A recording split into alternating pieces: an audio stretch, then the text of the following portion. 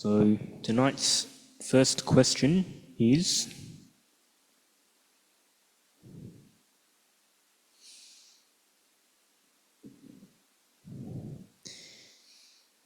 Bante, is contemplation vipassana or is it insight? Does insight come naturally without having to contemplate? In meditation, should we just concentrate on our breath and let any insight arise naturally? Thank you. Well, there's that well-known and often quoted saying, there's no samadhi without panya. Panya means wisdom or insight. And there's no panya without samadhi. They kind of go together, two sides of the same thing. This word vipassana has become very popular, but actually in the suttas at the time of the Buddha, it didn't seem to be used that much. But what it means is clear seeing, clear knowing of the way things are. We often use insight, so vipassana meditation, insight meditation, these words are often used interchangeably. I think the main thing is good insight or clear insight into the Four Noble Truths, which are what the Buddha realized, tends to come from a mind that is calm, equanimous, not easily swayed by phenomena. Because as soon as the mind becomes swayed or distracted, then it's hard to contemplate, isn't it? Because the mind is moving. That's why we do practice a lot of mindfulness meditation, to make the mindfulness really strong so that the mind does settle down, become calm. Then one can observe often, as I said, often without having to think very much at all, just observe the way things are. And a lot of insight will arise quite naturally from a calm mind. But when we say naturally, it doesn't mean to say it's without cause. The cause is maybe that you've previously contemplated something, maybe a long time before, but then when your mind actually becomes calm in samadhi, that previous contemplation returns. It's almost like, it has a cumulative effect. If you keep noticing, observing, going over things, say like, the impermanent nature of your body or feelings, or the unattractive nature of the human body, if you keep looking into something, keep reflecting on it, contemplating it, then sooner or later maybe the causes and conditions come together and it really has a powerful effect on the mind to clear away delusions.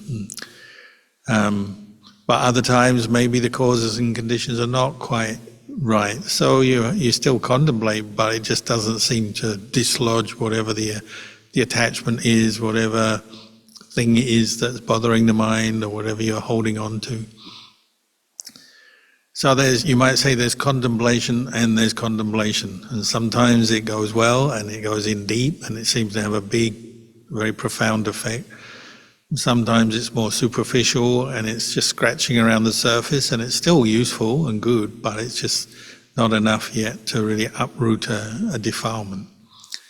That's why we have to keep improving our practice of mindfulness, what we call 4 foundations of mindfulness, and in all postures. And mindfulness, as the Buddha said, is supported by sila. So if you want your meditation to improve, also contemplate your sila and see where you may be lacking in sila. Also listen to Dhamma to make sure your views are in line with Dhamma rather than still holding on to wrong views without realizing. So we call it the Noble Eightfold Path. There's different factors, different parts to this path, and they all work together. So that's part of our contemplation as well, to observe and then understand where we may be lacking or going wrong in the practice or weak in the practice, and where we need to develop more or focus more. And there are different parts of the practice to be developed. Sadhu. Next question. Dear Ajahn Kalyano, I feel that I am on a path that is leading me in the right direction. The material world continually offers me new and different experiences, helping me to grow and learn. My question is this: is everything timed, even when we feel the urge to hurry in our learning and understanding of the path? Is this true for this life, or could it be the case in future lives as well? Thank you for your guidance. Well, I wouldn't worry too much about future lives. It hasn't happened yet. Just try and get this life right first. Is everything timed? Well, you make your own time. The Dhamma is actually akaliko, it's timeless.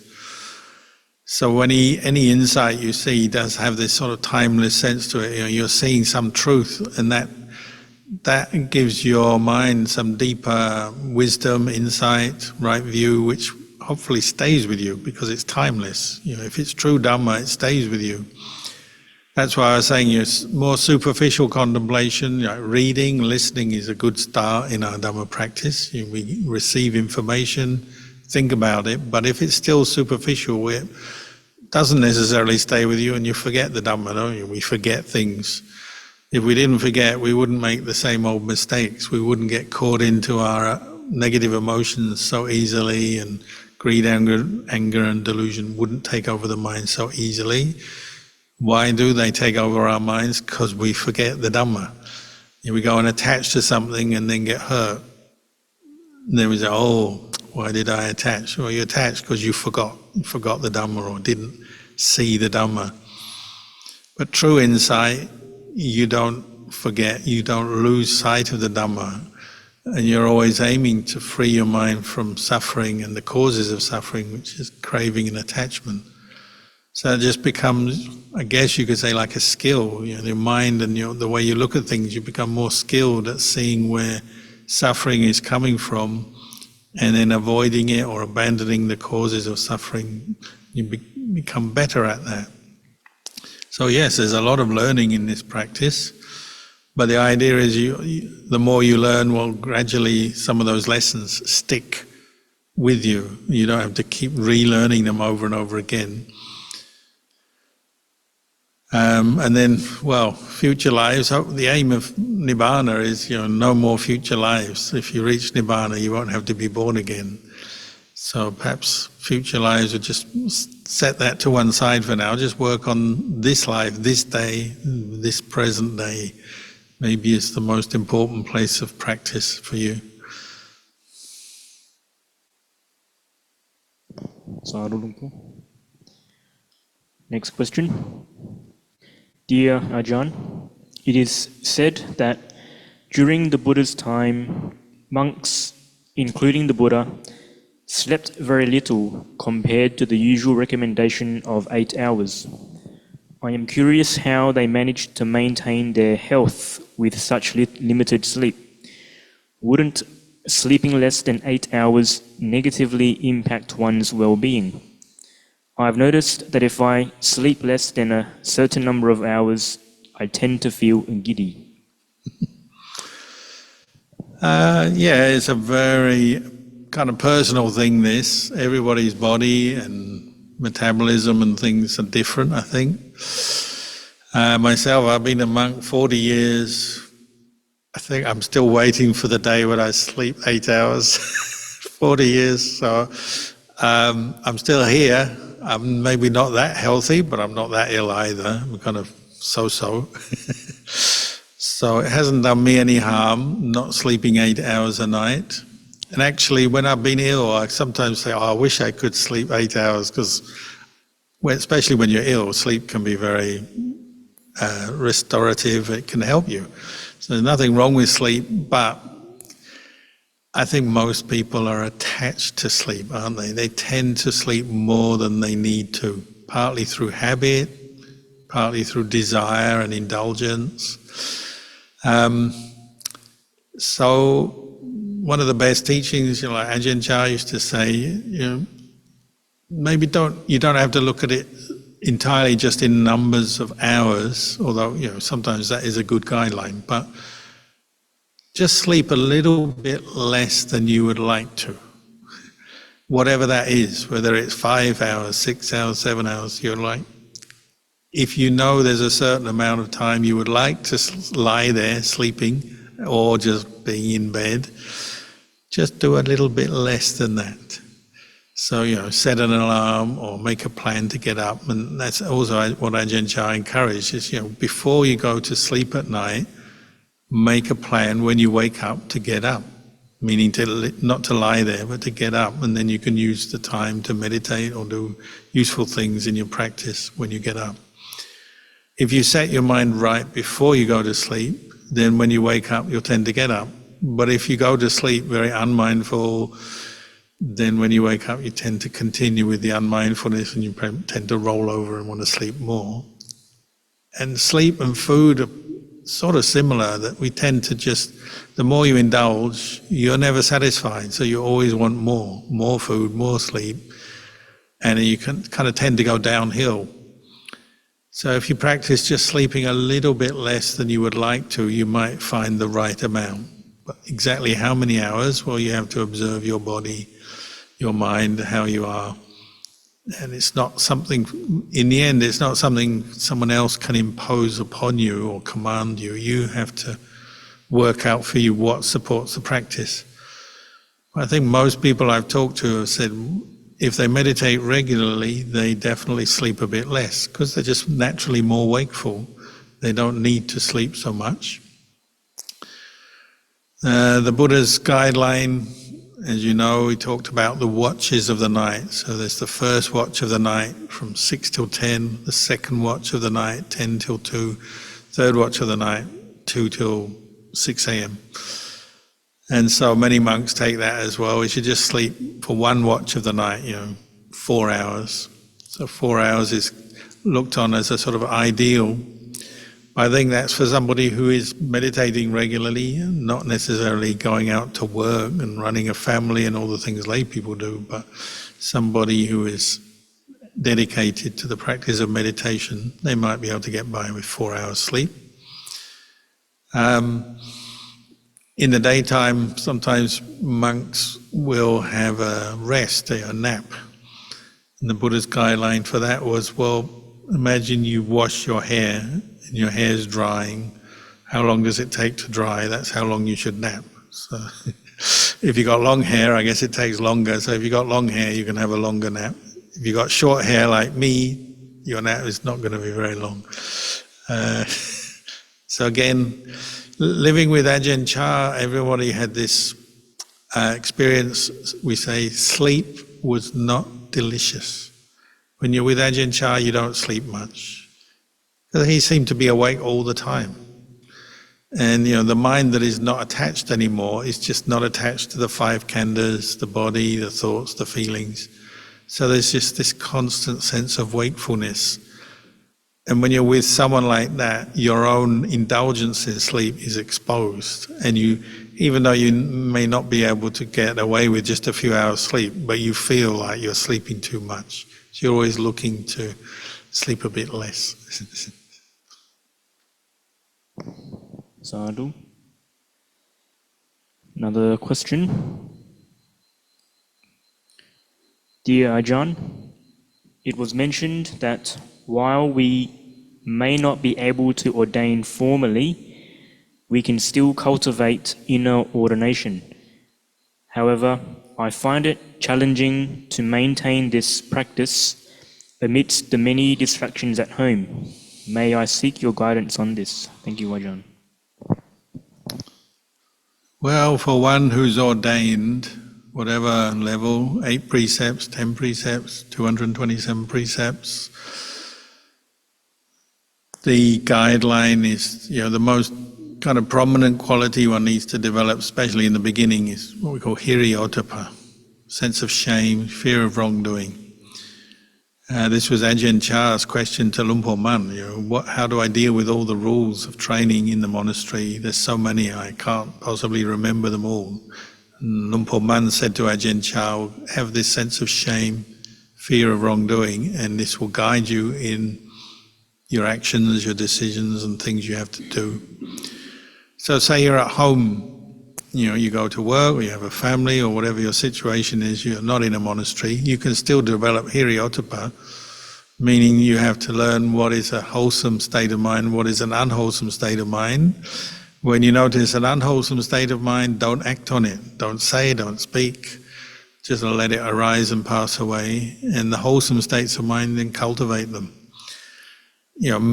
Majority of people in this world probably don't really know the difference very well between wholesome and unwholesome. They do in an extreme case, like most people know it's unskillful to murder another person. Most people understand that, but even that, not always. But then there's a lot more unwholesomeness in the world that people are not picking up on. Just the minor sort of irritations and greed and selfishness of daily life. If you're developing the mind of an ordained person, even if you're living at home, that's what you're working on. Even the minor stuff as well as the obvious stuff. And you need hiriyottapa, sense of shame, fear of wrongdoing, to deal with that.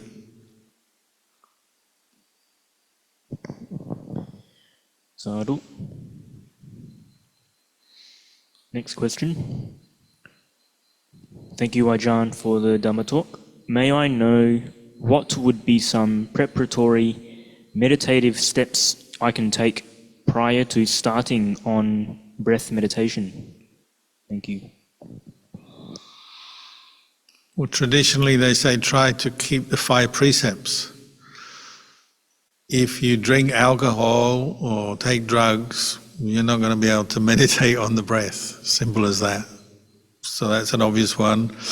If you get into arguments and disagreements with people in the day, then you go and try and meditate, it's going to be difficult. If you have the mind of a thief, you're always thinking about stealing and getting other people's money and wealth, it's going to be difficult. If you're killing even animals, it's going to be difficult. If you're looking at men and women, as potential sexual partners, and maybe you're already in a relationship and you're looking outside of that relationship, it's going to be difficult to meditate. There's simple cause and effect. If you're not putting attention on the 5 precepts, your meditation will not progress. That's just a fact of life. But everyone says, well, it's my choice. Of course, it's your choice. But if you want to progress in meditation, keep the precepts. They go hand in hand.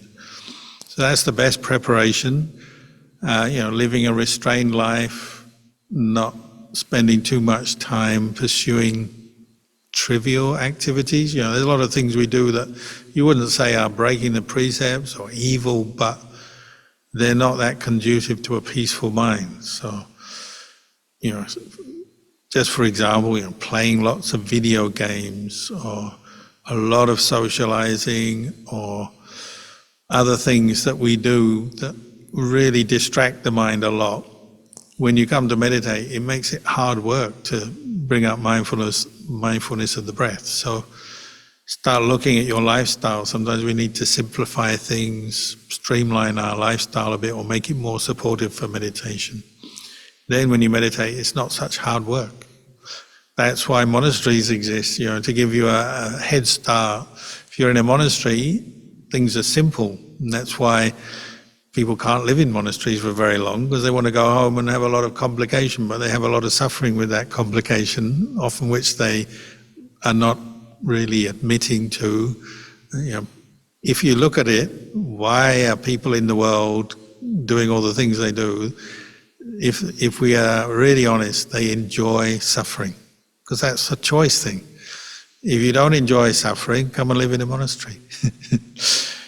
If you want to get out of suffering, come and live in a monastery. But you have to be patient with your desires and your restless mind and your lack of discipline, because it will take a while to develop those things.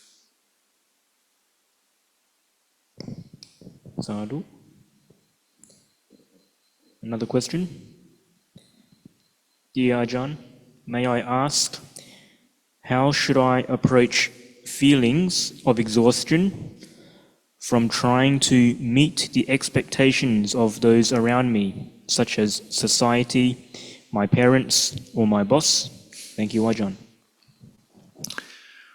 Yeah, there's one you didn't add in there. There's society, parents, boss, and then your own desires. They're the worst ones of all. Your own desires are what really exhaust you. Those first ones you mentioned, they're all kind of external and the usual culprits, the usual suspects. And true, we have to learn how to relate wisely to parents, bosses, society. But really it's your mind, isn't it? Your desires, your likes, your dislikes, your opinions, your preferences. That's what exhausts us. But also living as a human being with a human body, you get tired. There's no way around that. Because often we have this sort of expectation that somehow we should not feel tired, and if I feel tired, something is wrong. It can be an indication something's wrong, if you don't have enough sleep or you're ill, of course. But often tiredness and exhaustion is just part of life. You do things, you go around, do your business, it's tiring. Using your eyes is tiring. When do we get tired? Not just when we go to work. You go shopping, it's tiring because your eyes and your thoughts are all about all these products and things you're seeing when you go shopping. When you go to any kind of social event, a dinner party or any kind of thing like that, it's tiring because you use your senses a lot. Life is tiring. Life is exhausting. That's another reason to aim for Nibbana, so you don't have to be born again. But feelings of exhaustion are impermanent. They are not self. They're just feelings. So bring some insight into that. Meditate more, observe, and you might even notice sometimes you're really exhausted, but your mind can just know it without being attached to it. It's just another feeling, and you can be totally at peace, and your mind can be separate from that feeling of exhaustion when you're mindful. So aim for that maybe. Sadhu Lumpu. Are there any other questions?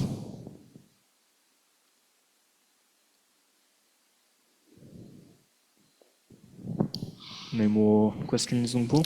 Okay, well that's it for tonight. Nice speaking to you all, and wish you all well with your Dhamma practice.